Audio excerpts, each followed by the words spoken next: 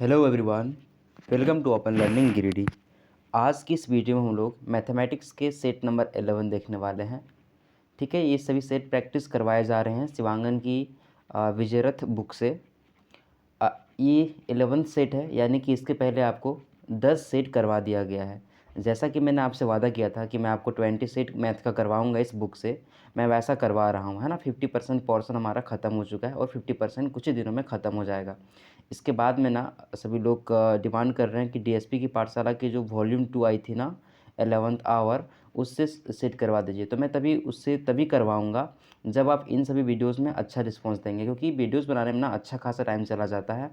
ठीक है, तो अगर मेरे टाइम का फ़ायदा ना हो, है ना, टाइम का यूटिलाइज़ ना हो, उसका फ़ायदा ना मिल सके, तो वीडियोज़ बनाने के लिए कोई मतलब कारण बचेगा ही नहीं। तो आप इन सभी में अच्छा रिस्पॉन्स देंगे तो ही आपको वीडियोज़ मिल पाएगा। अदरवाइज़ ये वीडियोज़ 20 सेट ख़त्म होने के बाद मैथ्स का यहीं पे क्लोज हो जाएगा, फिर अपना आप इसी को रिवीजन करिएगा। ठीक है, तो चलिए हम लोग शुरू करते हैं और देख लेते हैं फर्स्ट क्वेश्चन। तो आपको ना शुरू में ही लॉग दिख जाएगा, और हम लोग झारखंड सिजल के जो बहुत अधिकतर बच्चे हैं ना, समझ सकते हैं 50% बच्चे ना ये क्वेश्चन को देखेंगे, बोलेंगे यार ये कौन सा क्वेश्चन आ गया, क्योंकि अधिकतर बच्चे जो है ना ये नॉन मैथमेटिक्स बैकग्राउंड के। तो लॉग वाला क्वेश्चन हमारा आना नहीं चाहिए था। ये लॉग वाला क्वेश्चन हमारे सिलेबस में है नहीं। फिर भी अगर आ गया है ना तो बहुत ईजी तरीके से मैं आपको समझा देता हूँ। ठीक है बहुत ईजी तरीके से मैं आपको समझा देता हूँ, कोई हड़बड़ाने वाली बात नहीं। यहाँ पे ना कुछ कुछ क्वेश्चन आएंगे, देखिए ये वाला क्वेश्चन, उसके बाद ये वाला क्वेश्चंस, ठीक है, और ये वाला क्वेश्चंस। ऐसे कुछ कुछ क्वेश्चन और हैं जो आपको ना समझ में नहीं आएगा, थोड़ा सा हार्ड लगेगा, है ना। कुछ कुछ बच्चों को हार्ड लगेगा, कुछ कुछ को ईजी लगेगा। तो इसको मैं ना अच्छे तरीके से सॉल्व कर दूँ ताकि सभी बच्चों को इस हल्का लगने लगे। ऐसा एग्ज़ाम में आने का चांसेस थोड़ा सा कम है, लेकिन फिर भी अगर क्वेश्चन यहाँ पे डाला गया है तो हम लोग को प्रैक्टिस कर लेना चाहिए, है ना, क्योंकि अगर हम एग्ज़ाम में आ गया तो वहाँ पे फिर दिक्कत हो जाएगा। देखिए, इसके पहले ना आपको थोड़ा सा रिवीजन करवा देते हैं। देखिए, आप ऐसा फार्मूला पढ़े होंगे, ए का पावर m इंटू एन। इसको आप लिख सकते थे ए का पावर m, ठीक है, ए का पावर m, और इसको लिख सकते हैं हम लोग प्लस में ही लिखते हैं ना, ए का पावर n, ऐसे करके लिख सकते हैं। अगर कहीं पे दिया गया है ए का पावर m और डिवाइड में यहाँ पे दिया गया है ए का पावर n, सॉरी, ऐसे मान लीजिए लिखा गया है ए का पावर m और बाई ए का पावर n, तो इसको हम लोग लिख सकते हैं ना ए का पावर m माइनस, ये लगता है ना कंसेप्ट गलत में आ रहा है। ठीक है, ये कंसेप्ट गलत हो रहा है। ठीक है, मैं आपको ना फिर से समझाता हूँ। ठीक है, ये कंसेप्ट ऐसे होता है, ए का पावर m माइनस n बराबर ए का पावर m बटे ए का पावर n, ऐसे करके होता है ना। और ए का पावर m प्लस n बराबर ए का पावर m इंटू ए का पावर n, है ना, यही चीज़ होता है। ठीक है, ऐसे करके फार्मूला होता है ना। तो वैसे ही ना लॉग वाला में फार्मूला होता है इसी टाइप से। इसको जो मैंने अभी बताया ना, इसको आप ध्यान में रखिएगा, इसी टाइप से ना लॉग वाला फार्मूला होता है। ये सेम नहीं होता है, ठीक है, लेकिन इसी टाइप से होता है। ये मैंने इसलिए बताया ताकि आपको रिवीजन करने में क्या, यहाँ पे समझने में क्या हो, आसानी हो। ठीक है, चलिए इसकी क्वेश्चन को अब समझाते हैं। ऐसा वाला क्वेश्चन जो होता है ना, देखिए यहाँ पे ये कैसे बनता है। यहाँ पे किसका निकालना है वैल्यू, तो log 10, देख रहे हैं यहाँ पे 10 है, यहाँ पर भी 10 है और यहाँ पर भी 10 है। जो भी क्वेश्चन हमारे कॉम्पिटिशन में आएगा ना, ठीक है, हमारे सीरियल वाले में, तो यहाँ पे 10 ही रहेगा, मतलब यहाँ बराबर रहेगा सब में। यहाँ सब में क्या रहेगा, बराबर। log 10 है तो 10 ही रहेगा, सब में बराबर रहेगा। इसको कैसे हम लोग बनाएंगे, तो log ऐसे करके लिखा है 1.5, इसको आप ऐसे लिख लीजिए log 15/10। कोई दिक्कत है नहीं है। इसको हम लोग ऐसे लिख सकते हैं क्या, log 5 तिया 15 और 5 दूनी 10, ऐसे लिख सकते हैं, है ना। देख रहे हैं यहाँ पे ये चीज़ क्या है, डिवाइड में है ना, log 3/2। इसको हम लोग ऐसे भी लिख सकते हैं log 3 माइनस log 2, है ना। अभी मैंने आपको दिखाया था ना कि अगर डिवाइड में रहता है तो माइनस में चला जाता है, अगर डिवाइड में रहता है तो माइनस में चला जाता है, अभी मैंने बताया था आपको ना। ठीक है, अगर, ठीक है, तो उस तरह से यहाँ पे ये डिवाइड में है ना, तो ये किस में चला जाएगा, ये माइनस में चला जाएगा। और यहाँ पर log 3 का वैल्यू दिया गया आपको कितना, 0.4771, और इसका वैल्यू दिया गया है log 2 का 0.3010, ऐसा करके दिया गया है ना। 3010 था। जब इसको आप माइनस करेंगे ना तो हमारा लगभग यहाँ पे 1 और 1 के बाद 7 है ना, 1 के बाद 7 देखिए आ रहा है, ये वाला हमारा आंसर आ जाएगा। अगर आपको ना सर दर्द लग रहा होगा ये क्वेश्चन तो आप मत सॉल्व करिएगा, क्योंकि हमारे कंपटीशन में ये झारखंड सीजीएल में आने का चांस इसका बहुत कम है। ठीक है, फिर भी आप देख लीजिएगा, क्योंकि हम लोग कोई भी क्वेश्चन को छोड़ना नहीं चाहते हैं, सभी को हम लोग सॉल्व करते हैं, इसको देख लीजिएगा। नेक्स्ट क्वेश्चन देखिए, ये भी क्वेश्चन बहुत अच्छा है। ठीक है, इतना कॉम्प्लेक्स क्वेश्चन आने वाला नहीं है, फिर भी इसको आप देखिए, क्योंकि इससे हमारा 2-3 क्वेश्चन सॉल्व हो जाता है। ठीक है, चलिए क्या करते हैं, यदि एक त्रिभुज XYZ, एक त्रिभुज क्या करना आपको लेना है यहाँ पे, उसका नाम है हमारा दिया गया है X Y और Z। ठीक है, उसकी माध्यिकाएँ ZM, माध्यिका मतलब क्या होता है, माध्यिका मतलब क्या होता है, ठीक है, ZM बोला मतलब इसको यहाँ पे बीच में तोड़ेगा, मतलब यहाँ से यहाँ तक जितना डिस्टेंस है ना, वहाँ से वहाँ तक डिस्टेंस इतना होगा, यहाँ पे क्या है M है। उसी प्रकार ठीक है YN, एक माध्यिका YN है, मतलब यहाँ से खींचेंगे तो इस पर आएगा YN। ठीक है, ये माध्यिका है, तो यहाँ से हम लोग मिला देंगे ऐसे करके, तो मिल सकता है ना। ये YN मिलाने को कहा था और ये ZN मिलाने को कहा था, और दोनों बोला जा रहा है कि O पर कटता है। कहाँ पर कटता है, O पर। तो ये जो छोटा ट्रायंगल बन रहा है इसका नाम क्या है, OMN है ना। इस OMN का ना क्या निकालने बोल रहा है, क्षेत्रफल, और उसका रेशियो निकालने बोल रहा है बड़े वाले जो हमारा त्रिभुज है उसके क्षेत्रफल से निकालने बोल रहा है। ठीक है, भागिएगा नहीं क्वेश्चन देख करके। ठीक है, लास्ट तक बने रहना है, क्योंकि हमें सीजल पाना है। आसान आसान तरीके से आपको समझाते हैं। देखिए, हम आपको ना एक चीज़ बताए थे, ऐसे मान लीजिए एक हमारा ट्रायंगल है और इसके मध्य बिंदु में ऐसे पॉइंट डाल दीजिए, जहाँ जहाँ इसका मध्य बिंदु होगा ना, माध्यिकाएँ काटेगी वहाँ पे, और इसको आप ऐसे करके मिला दीजिए। तो मान लीजिए इसका क्षेत्रफल 1 है ना, तो इसका भी क्षेत्रफल 1 होगा, इसका भी क्षेत्रफल 1 होगा, इसका भी क्षेत्रफल, यानी कि यहाँ जितने भी त्रिभुज बन रहे हैं ना, सबके क्षेत्रफल क्या होंगे, बराबर होंगे। सबके क्षेत्रफल क्या होंगे, बराबर होंगे। इसी तरह मैंने आपको एक चीज़ और पढ़ाया था कि ऐसे करके अगर कोई त्रिभुज है और यहाँ से हम लोग इसका क्या खींच दिए, माध्यिका खींच दिए, इसका हम लोग माध्यिका खींच दिए, और इधर से भी माध्यिका खींच दिए। ठीक है, यहाँ पे मिल रहा है, तो यहाँ पे 1 2 2 ऐसे करके ये जो ट्रायंगल है ना, सबके क्या होते हैं, क्षेत्रफल बराबर होते हैं। यहाँ मेरा ना हाथ फिसल जाता है ये बोर्ड पे, इसलिए अदरवाइज ये पूरा बढ़िया बनता तो आपको ना और बढ़िया से समझ में आता। कॉपी में बना करके देखिएगा ना, आपको पूरा साफ साफ दिखेगा। तो देखिए, हम लोग कुछ कंस्ट्रक्शन करते हैं।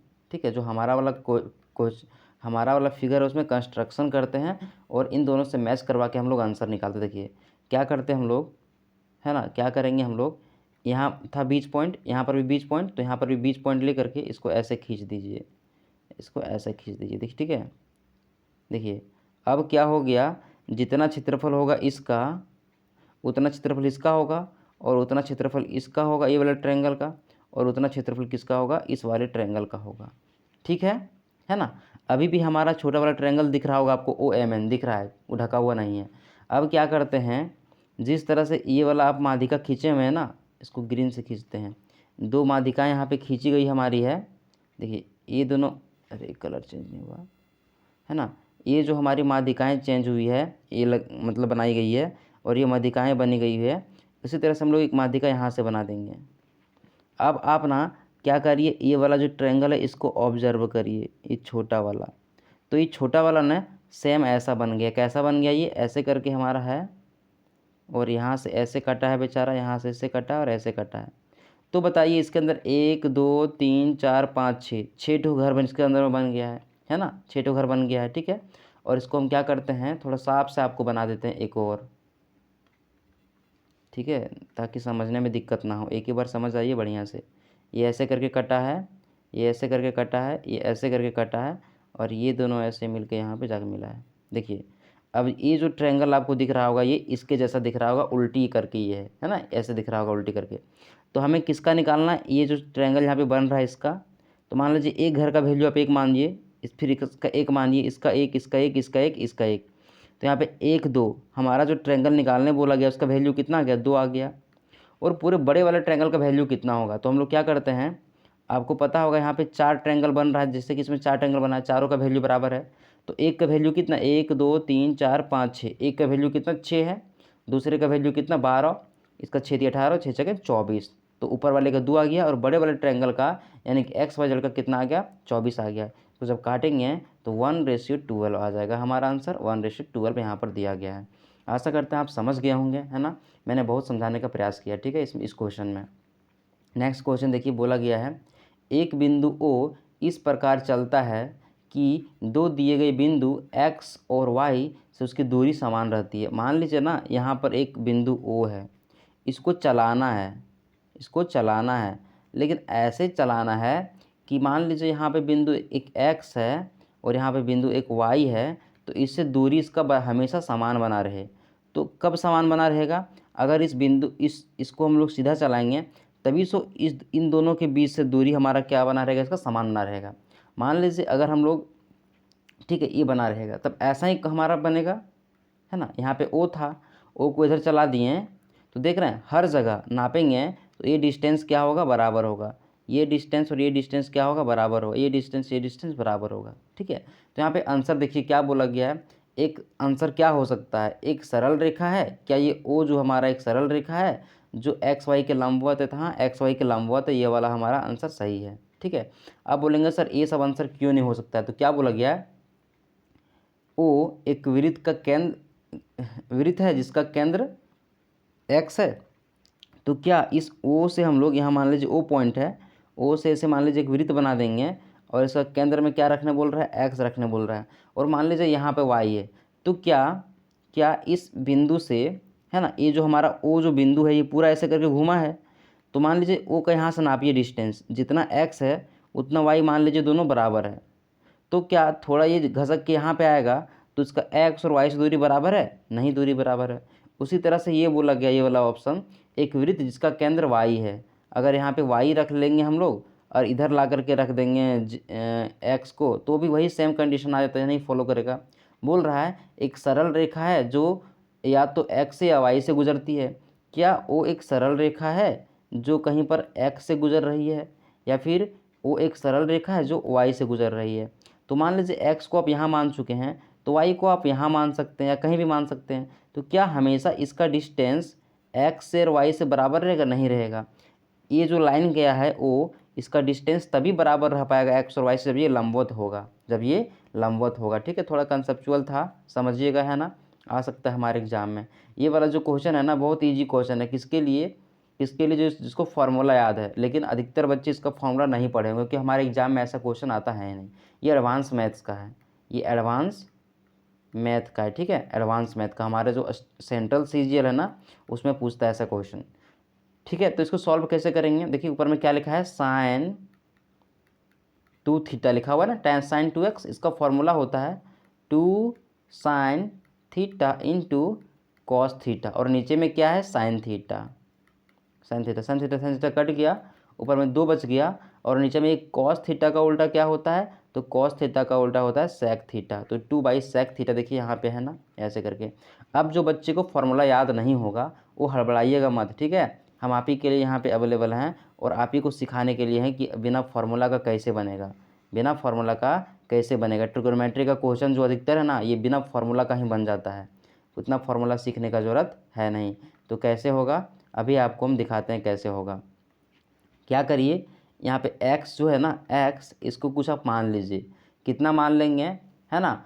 तो ऐसा नहीं कि मैं जितना मान रहा हूँ ना, मैं देखिए अगर आप 0 डिग्री मान लेंगे, बोले सर आप 0 डिग्री मान लीजिए, तो साइन 0 का वैल्यू क्या होता है, 0 होता है। नीचे में क्या आ जाएगा, 0, और ऊपर में भी 0 आ जाएगा। 0/0 क्या होता है, इन्फानाइट, और इन्फानाइट का हम लोग सॉल्यूशन निकाल ही नहीं सकते हैं। इसलिए कभी भी ऐसा चीज़ मत मानिएगा जिससे नीचे में क्या आ जाए, 0 आ जाए और इन्फानाइट का सिचुएशन आ जाए, ठीक है। मानने के क्रम में एक चीज़ आप ध्यान देंगे कि कभी भी नीचे में क्या नहीं आना चाहिए, तो 0 नहीं आना चाहिए, जिससे कि हमारा इक्वेशन में इन्फानाइट आ जाए, और इन्फानाइट आने के बाद हम लोग सॉल्व उसको नहीं कर पाएंगे।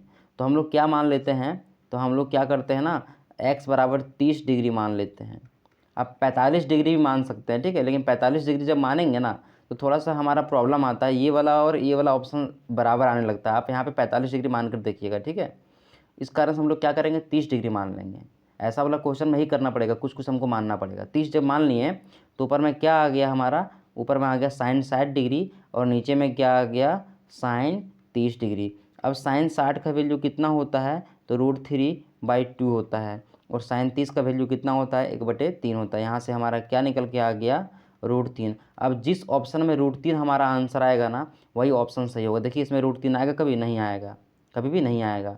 अब देखिए कॉट 30 का वैल्यू होता है क्या √3? नहीं होता है, 1/√3 होता है। तो ये भी हमारा गलत हो गया। अब दो ऑप्शन यहाँ पे बच रहा है, चलिए चेक करते हैं। इस इक्वेशन को भी चेक कर रहे हैं, ठीक है। तो 2 का 2 लिख लिए और सेक 30 डिग्री। तो सेक 30 डिग्री के बराबर में क्या हो जाएगा हमारा? तो सेक किसका उल्टा होता है आपको पता होगा, कॉस का उल्टा होता है। और कॉस 30 कितना होता है? तो √3/2 होता है। तो हमारा ये सेक 30 कितना हो जाएगा? 2/√3 हो जाएगा। तो 2/√3 यहाँ पे पुट कर दीजिए ला करके, कितना पुट कर दीजिए? 2/√3। ये हमारा क्या हो जाएगा? ये कट गया और ये √3 ऊपर चला जाएगा, तो √3 आ गया। हम लोग क्या ढूंढ रहे थे? तो हम लोग √3 ही ढूंढ रहे थे, जो हमको यहाँ पे आकर के मिल गया। ये हमारा आंसर होगा, ठीक है। ये वाला हमारा आंसर होगा। आप इसमें भी पुट करके देख सकते हैं, आंसर आपका नहीं आएगा। तो इस तरह से ट्रिग्नोमेट्री के क्वेश्चंस को सॉल्व करना है। अधिकतर थीटा डिग्री मान करके, आप थीटा का वैल्यू मान करके सॉल्व करना है। ये वाला भी जो क्वेश्चन है ना, इसका देखिए, ये डायरेक्ट फार्मूला पूछा गया है। तो फार्मूला मुझे भी याद नहीं रखता, क्योंकि ऐसा वाला क्वेश्चन पूछता नहीं है। ये हमारा आईएससी जब 12 किए होंगे ना आईएससी, तो उस टाइम हम लोग ये क्वेश्चंस को ऐसे मतलब फार्मूला को रटते थे। लेकिन अब इसका काम आता ही नहीं है, तो इसका सीधा आंसर ये वाला हो जाएगा, ठीक है। लेकिन अगर आपको सॉल्व करना है तो आप कैसे बनाइएगा? आपको तो फार्मूला याद नहीं, तो आपको हम बताते हैं। क्या करेंगे आप? तो यहाँ पे कुछ हम मान लेंगे। थीटा का वैल्यू क्या करेंगे आप यहाँ पे? अरे कहाँ चला गया? थीटा का वैल्यू क्या करेंगे? मान लेंगे, ठीक है। आपको मान के देखना पड़ेगा। कभी आपको थीटा का वैल्यू 0 मानना पड़ेगा। अगर आंसर नहीं आया तो फिर आपको दूसरा चीज़ मानना पड़ेगा। तो हम लोग क्या करते हैं ना, थीटा का वैल्यू यहाँ पे हम लोग मान लेते हैं, थीटा का वैल्यू हम लोग मान लेते हैं 45 डिग्री, ठीक है। 45 डिग्री। अब बोलेंगे सर आप 45 डिग्री क्यों मान रहे हैं? तो मेरा मन, यहाँ पे हम कुछ भी मान सकते हैं, और मानने के बाद हमारा आंसर निकलना चाहिए। तो हम लोग 45 डिग्री मानने पे सुविधा सोच रहे हैं कि हमारा सुविधा होगा, तो 45 मान रहे हैं, ठीक है। दूसरा चीज़ आप मानेंगे ना, तो देखिएगा आप निकालने में दिक्कत होगा, या जिस भी थीटा के वैल्यू से निकल जाएगा वही हमारा निकल जाएगा, कोई दिक्कत नहीं है। थीटा हम लोग 45 मान लिए, तो साइन 45 का वैल्यू कितना होता है? तो 2 इंटू साइन 45 का वैल्यू हो जाएगा 1/2, और 1/2 का स्क्वायर, ठीक है, 1/√2 होता है, ठीक है। और यहाँ पे -1, ये क्या हो जाएगा? 2 इंटू 1/2, ये कट गया, -1 बराबर 0 आ गया। तो जिस ऑप्शन में 0 आ जाएगा ना, हमारा वही आंसर होगा। देखिए अब यहाँ पे साइन 45 और कॉस 45, तो साइन 45 कितना हो गया? 1/√2, और कॉस 45 कितना हो गया? 1/√2। हमारा आएगा 0? नहीं आएगा। यहाँ पर भी हमारा 0 नहीं आएगा। लेकिन इस ऑप्शन में चेक करिए आप, साइन 45 कितना होता है? 1/√2। कॉस 45 कितना होता है? 1/√2।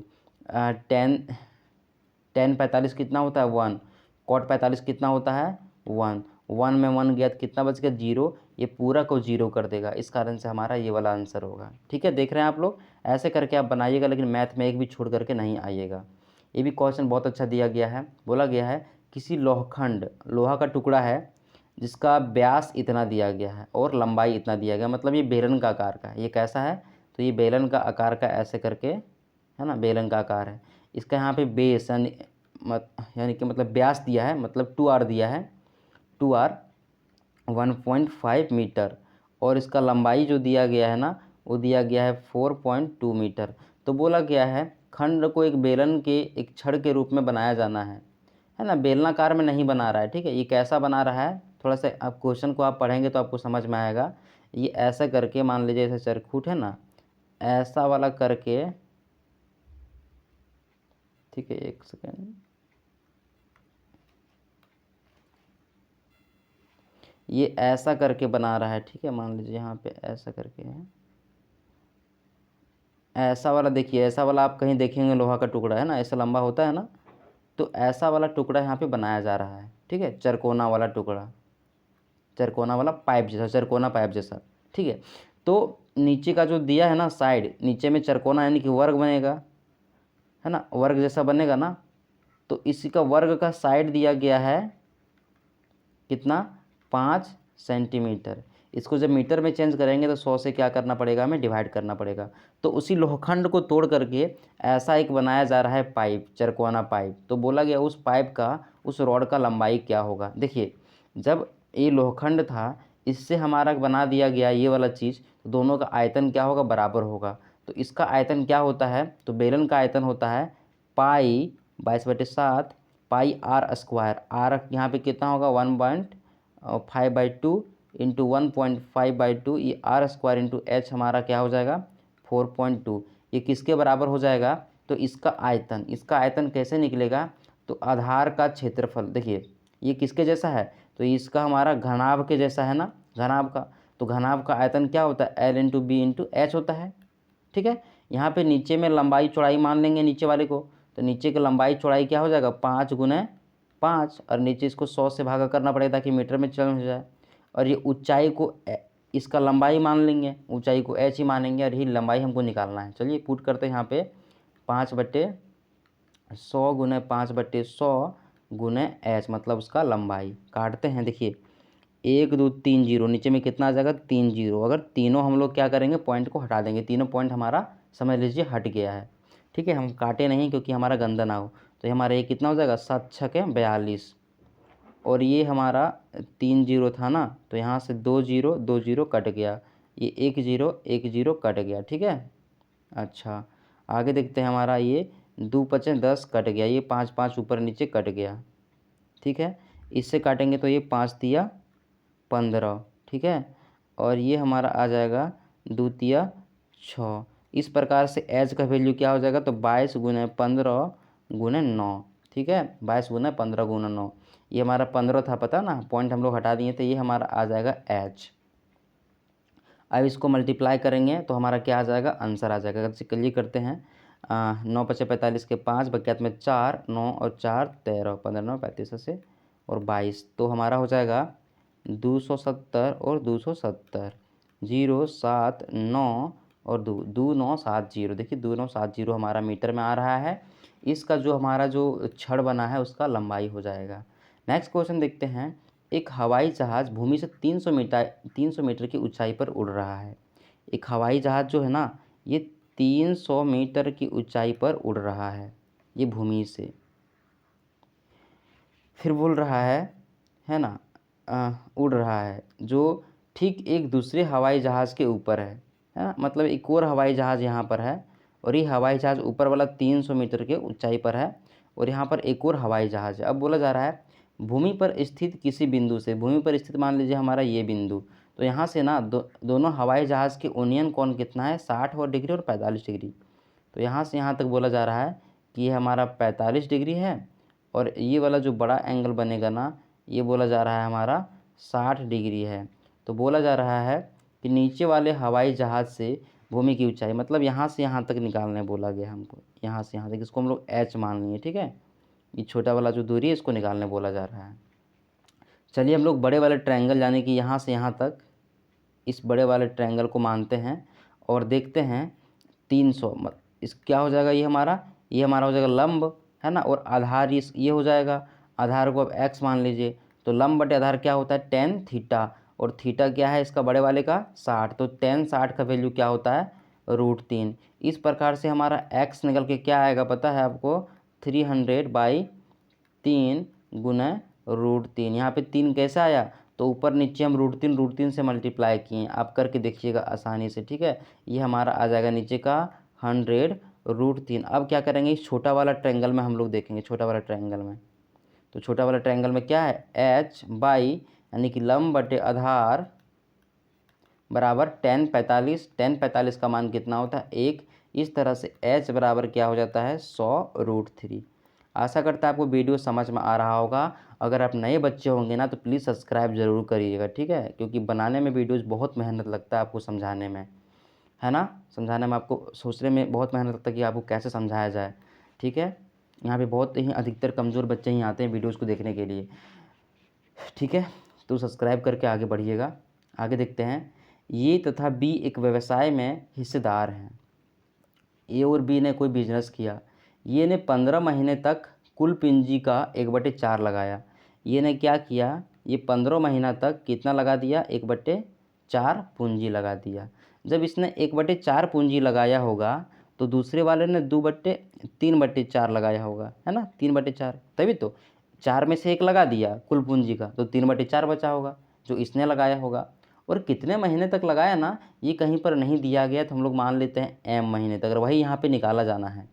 बोला गया है कि b की पूंजी का प्रयोग कितनी अवधि तक हुआ है, यही निकाले जाना है हमको। ठीक है, चलिए नीचे एक चीज़ और दिया गया है, क्या दिया, ठीक है, नीचे एक चीज़ और दिया गया है कि बी को लाभ का 2/3 मिला। ये जो बी है ना, इसको 2/3 मिला। तो जब इसको 2/3 मिला तो इसको कितना मिला होगा, 1/3 मिला होगा, है ना। 3 में से 2 इसको मिल गया तो 3 में से 1 इसको मिलेगा। अब नीचे 3 3 क्या हो जाएगा, कट जाएगा। मतलब दोनों का जो लाभ का रेशियो कितना है, 1/2 है। तो हम लोग क्या करते हैं, आपको पता है ना, जितना हम बिजनेस में इन्वेस्ट करते हैं जितना रेशियो में, उतना रेशियो में हमको लाभ होता है। तो 15/4 हम किए थे इधर इन्वेस्ट, और नीचे वाला जो है वो 3/4 यहाँ पे एम मतलब इतना मंथ तक किया था, ये हमारा 1 और 2, ये इसका फ़ायदा निकल के आया है। तो 4 यहाँ से 4 कट गया और यहाँ से 15 दूना 30 बराबर 3m, है ना। तो हमारा m बराबर क्या आ गया, 10 आ गया। मतलब सेकेंड जो आदमी है बी है, उसने 10 महीने तक क्या किया था, अपना पैसा को लगाया था, जो कि हमें निकालने बोला गया था।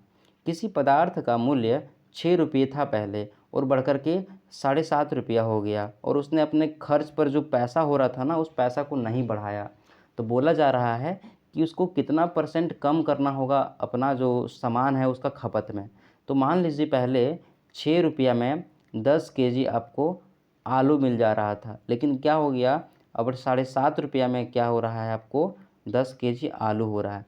लेकिन आपके घर वाले बोल रहे हैं कि 6 रुपये का आलू हम खाएंगे, हमारा सैलरी बढ़ा नहीं है। तो 6 रुपये में कितना आलू मिलेगा, तो 10/7.5 गुने 6, इतना ही मिलेगा। अब इस पॉइंट को हटाएंगे तो ऊपर में क्या आ जाएगा, 0। तो 25 तिया 75, 25 चक 100 और 3 दूना 6, यानी कि हमको अब 8 केजी आलू मिलेगा। पहले कितना केजी आलू मिल रहा था, 10 केजी मिल रहा था, तो हमें 2 केजी कम आलू मिल रहा है। कितना में से, 10 में से, और यहाँ पे 100 करेंगे। इस प्रकार से क्या हो जाएगा, कट गया, और हमारा 20% क्या होगा, हमें खपत कम करना होगा। 20% खपत क्या करना होगा, तो कम करना होगा, तभी हम सेम प्राइस पे सामान को खरीद पाएंगे। 13 का वह सबसे छोटा गुणज कौन सा है जिसे यदि 4, 5, 6, 7 से विभाजित किया जाए तो हर बार हमारा 3 शेषफल बच जाए। हर बार क्या हो, हमारा 3 शेषफल बच जाए। अब देखिए 13 का ना कोई गुणज निकालना, मतलब 13 को x से मल्टीप्लाई करेंगे, कोई चीज़ से मल्टीप्लाई करेंगे, और हर बार 3 चीज़ बच रहा है, मतलब यहाँ पे +3 आएगा। जब ये गुणज निकल जाएगा तो उसमें क्या करना पड़ेगा, +3 करना पड़ेगा, तभी तो हमारा वो कटने के बाद 3 बच जाए। ठीक है, अब इसको ना 4, 5, 6, 7 से विभाजित करना है। 4, 5, 6, 7। अब सबसे अलग अलग विभाजित तो करेंगे नहीं, तो क्या करते हैं, उसका एलसीएम निकाल लेते हैं। 2 दूना 4, 5, 2 तिया 6 और 7, 4, 4 5 20 तिया 60 और 6 6 42, 420। अब ऐसा नंबर देखना है जो हमारा क्या हो, 420 से कट जाए, वही हमारा आंसर होगा। लेकिन लास्ट में 3 जोड़ा गया है ना, तो क्या करना पड़ेगा, सबसे 3 आपको माइनस करना पड़ेगा। सबसे क्या करना, आपको 3 माइनस करना पड़ेगा, और उसके बाद 420 से ना काट के देखना पड़ेगा। 420 से क्या करना पड़ेगा, काट के देखना पड़ेगा कि कौन कट जा रहा है। तो इस नंबर को आप लेंगे ना, तो कितना है, 37 83, इसमें 3 माइनस करिए तो 37 80 बच रहा है। इसको आप 420 से काटेंगे ना, तो ये हमारा संख्या कट जाएगा। ठीक है, देखिए 0 0 कट गया, और ये 42 कितना बार में कट सकता है, तो 9 बार में आराम से कट जाएगा। 9 2 18 को 8 बच में 1, 9 36 1 37 कट जा रहा है। देखिए तो हमारा ये वाला आंसर आ जा रहा है। अगर आप ऐसा नहीं करेंगे, काट के नहीं देखेंगे, माइनस करिए, तो आप यहीं पे बैठा सकते हैं।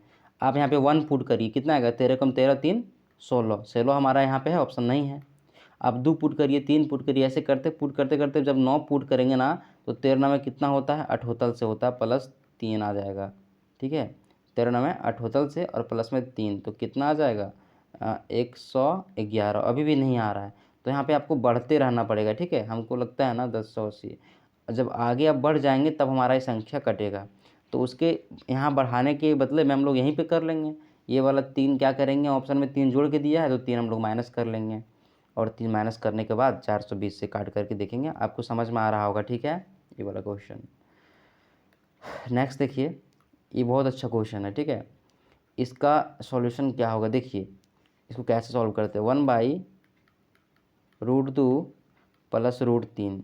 ठीक है, इसको आप ऐसे लिख सकते हैं क्या, 1/√3 + √2 लिख सकते हैं आसानी से। अब इसको रैशनलाइज कर सकते हैं क्या, कर सकते हैं, यानी कि ऊपर √3 - 2 और नीचे में भी √3 माइनस 2 से मल्टीप्लाई कर सकते हैं। जब करेंगे तो ऊपर में क्या आ जाएगा, √3 माइनस √2 आ जाएगा, और नीचे में क्या होगा, ए प्लस बी इंटू ए माइनस बी, तो क्या हो जाएगा, ये स्क्वायर माने कि 3 माइनस बी स्क्वायर 2 कटेगा तो 1 आ जाएगा। क्या निकल के आया हमारा, √3 माइनस √2 आ गया। तो इसको जब सॉल्व करेंगे तो कैसा आ जाएगा हमारा, √3 minus √2 plus √4 minus √3 plus √5 minus √4 plus √6 minus √5।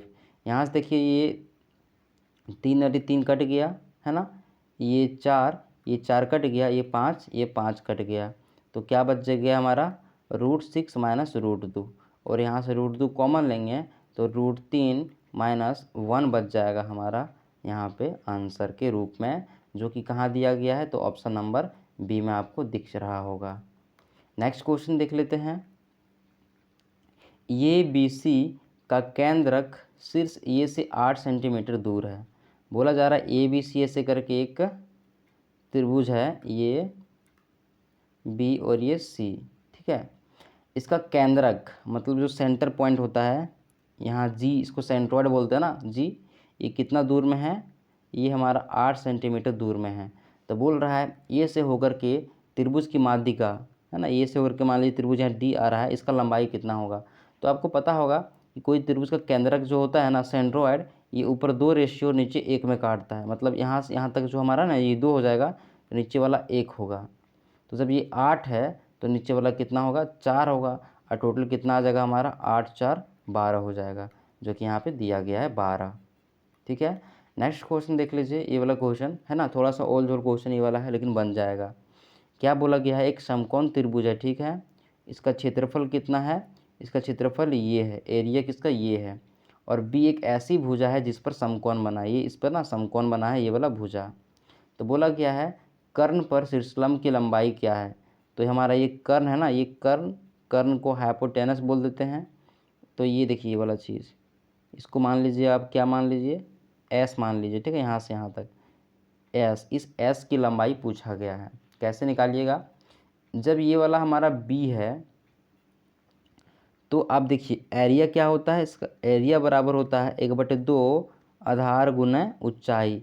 ऊंचाई क्या मान लें इसको, इसको नाम दे देते हैं बी सी, और यहाँ पर डी, ऊंचाई क्या इसका है, BC है।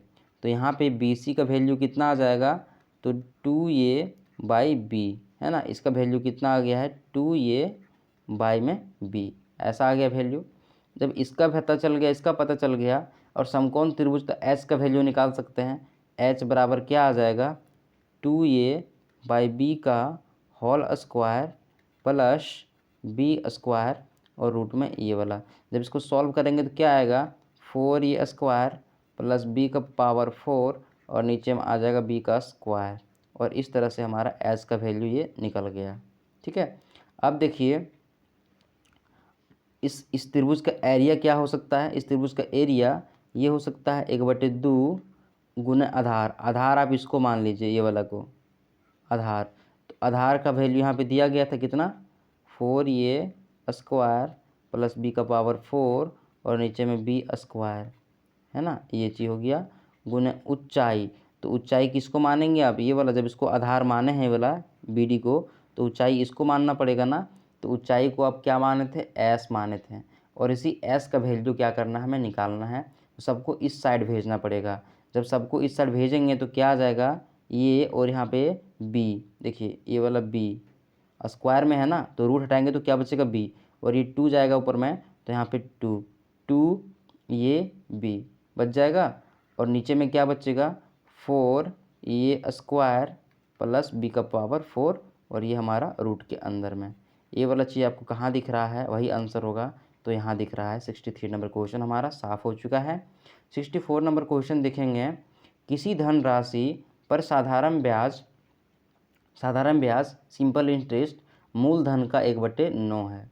तो मान लीजिए हमारा मूलधन कितना था, 9 था, है ना, ये हमारा मूलधन था। तो सिंपल इंटरेस्ट क्या हो जाएगा इसका, तो 9 का 1/9 बराबर क्या हो जाएगा, 1 रुपया। ये हमारा सिंपल इंटरेस्ट हो गया। बोला जा रहा है ब्याज की अवधि मतलब समय उसकी वार्षिक दर के प्रतिशत के बराबर है। मतलब यहाँ पर जो रेट है ना, ये हमारा टाइम के बराबर है। तो बोल रहा है कि वार्षिक दर यानी कि रेट क्या है। चलिए, आपको पता होगा एसआई का फॉर्मूला सिंपल इंटरेस्ट का PR है ना, PR/T/100। तो यहाँ पे एसआई कितना हमारा निकल के आया था, 1 आया था। मूलधन कितना था हमारा, 9 था। और रेट हमें निकालना है ना, तो R लिख देते हैं। और ये टाइम के बराबर में क्या है, रेट है। तो डबल R हो गया, R×R, और नीचे में 100। इस प्रकार से यहाँ पे 100/9 बराबर क्या हो जाएगा, R²। और जब R निकालेंगे तो क्या हो जाएगा हमारा 10/3। जब इसको काटेंगे ना तो यही वाला चीज़ आएगा ना, 3 × 9 = 10/3। ठीक है, आशा करता है आपको समझ में आ रहा होगा और आप हेल्प मतलब कि सपोर्ट ज़रूर करेंगे। सपोर्ट करने का क्या मतलब है ना, आप पढ़ रहे हैं तो आप गुरु दक्षिणा दे सकते हैं। उसके लिए आप वीडियोज़ को लाइक कर सकते हैं और किसी ग्रुप में शेयर कर सकते हैं ताकि व्यूज़ बढ़ जाए और हमारा कुछ भला हो जाए। कोई स्कूटर सवार 24 किलोमीटर प्रति घंटा की चाल से स्कूटर चलाए तो वह अपने गंतव्य स्थान निर्धारित समय से 5 मिनट देर से पहुंचता है। मान लीजिए दूरी हमारा x था, ठीक है, जहाँ तक स्कूटर से जा रहा था। अगर हम लोग 24 किलोमीटर प्रति घंटा की स्पीड से जाएंगे ना, तो अगर पहले t समय लगता था तो अभी ना 5 मिनट देरी लगेगा। और 5 को हम लोग 60 से भागा दे दिए क्योंकि किलोमीटर में हमें चेंज करना पड़ेगा ना, सब चीज़ किलोमीटर में है।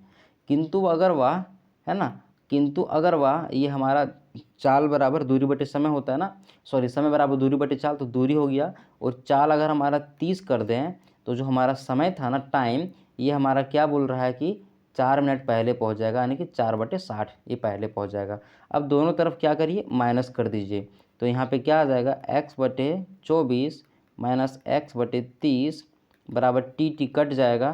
तो यहाँ पे बचेगा 5/60, और ये माइनस है ना, माइनस करें तो माइनस माइनस प्लस हो गया 4/60। और यहाँ पर हमारा x का वैल्यू क्या हो जाएगा, तो x हमारा वैल्यू हो जाएगा 9/60, और इधर हमारा 24 × 30, और नीचे में 30 में 24 तो 6, इतना चीज़ हमारा आ जाएगा। ठीक है, आप इतना कर सकते हैं, इस लाइन को आप सॉल्व करके इतना चीज़ आप ला सकते हैं। ठीक है, इसको आप काटिए, 30 दूना 60, ठीक है, और यहाँ पे 6 चक्के 24 और 9 दूना 12, और यहाँ पे 18 हमारा क्या आ गया, किलोमीटर उसका दूरी था जो स्कूटर से तय कर रहा था वो बार बार स्पीड बदल बदल के। अगला क्वेश्चन, ए की कार्यक्षमता बी की तुलना में आधी है। कार्यक्षमता मतलब इफ़िशियंसी, मतलब कि एक दिन में वो कितना काम कर सकता है। ठीक है, तो ये है एक बी है। बी अगर एक दिन में एक काम करेगा ना, तो ये हमारा ये 2 काम कर देगा। देखिए यहाँ पे लिखा गया है कि ए की कार्यक्षमता ना बी की तुलना में 2 गुनी है, और सी और ए तथा बी द्वारा एक साथ किए गए कार्य का आधा है। बोला गया ना, सी का कार्यक्षमता जो है ना, ये दोनों जितना मिलकर कर रहा है 3 कर रहा है, तो इसका कार्य क्षमता उसका आधा है। बोला सी अकेले एक कार्य को 20 दिन में कर सकता है। अब देखिए, सी एक दिन में 1.5 काम कर सकता है और ये 20 दिन में कंप्लीट करता है कार्य, तो पूरा कार्य इसका ये हो जाएगा। तो बोला कि तीनों मिलकर इस काम को कितना दिन में करेगा, तो तीनों का एफिशिएंसी दिन का कितना है, 2 × 1 = 3, 1 × 4 4.5, काटिए, 15 × 3 = 45, अब 20/3, 20/3 आपको कहीं दिख रहा है क्या, देखिए यहाँ पे 6 × 18 = 20/3 है, ये आंसर हो जाएगा। नेक्स्ट क्वेश्चन 67, किसी कंपनी में सदस्यों की औसत आयु 30 है ना, टोटल जो है ना उसका औसत आयु कितना है, 30 है, टोटल आदमी का जितना वहाँ पे लोग काम कर रहे उसका कितना औसत आयु 30 है। उनमें से पुरुष सदस्यों की औसत आयु 34 है, मेल लोग जो है ना इसका कितना है, 34 है, और फीमेल सदस्यों की संख्या फीमेल जो है ना इसका 26 मतलब कि औसत उम्र है। तो बोला कि पुरुष सदस्यों की संख्या कितना % है। चलिए हम लोग क्या करते हैं, मान लेते हैं ये x% है, मतलब x है, और ये y है इसकी संख्या। तो टोटल जो हमारा उम्र हो जाएगा क्या हो जाएगा, मेल का 34 × x प्लस में फीमेल का 26 × y, और इसको भागा कितना से करना पड़ेगा, टोटल कितना x + y हो जाएगा। तो हमारा कितना आ जाएगा, औसत 30 आ जाएगा। इसको सॉल्व करते हैं, कितना आएगा, 34x + 26y बराबर 30x + 30y, और यहाँ पे हम लोग माइनस करेंगे तो यहाँ बच जाएगा 4x बराबर 4y, और यहाँ पे देखेंगे एक्स और वाई का रेशियो 1/1 आ गया, मतलब दोनों इक्वल इक्वल है, दोनों इक्वल इक्वल है, मतलब पुरुष 50% और महिला 50%, यानी कि 50% हमारा सही होगा। 68 नंबर क्वेश्चन देख लीजिए, है ना, बहुत इजी क्वेश्चन है। 60 लीटर के एक पेय पदार्थ में, कोई 60 लीटर पीने का चीज़ है, उसमें सिरप तथा जल का अनुपात 3:7 में है, तो 7 3 10, 10 छके 60, यानी कि हमारा छेदिए 18 क्या होगा हमारा, तो सिरप होगा, और 10 छके ना, तो 6 42, 42 हमारा क्या होगा, वाटर होगा। आपको निकालना आता होगा ना, 7 3 10 दोनों को जोड़ दीजिए और 10 से भागा दीजिए 60 को, कितना 6 आया। अब 6 को यहाँ से मल्टीप्लाई करिए, 6 को यहाँ से मल्टीप्लाई करिए, इतना आ जाएगा।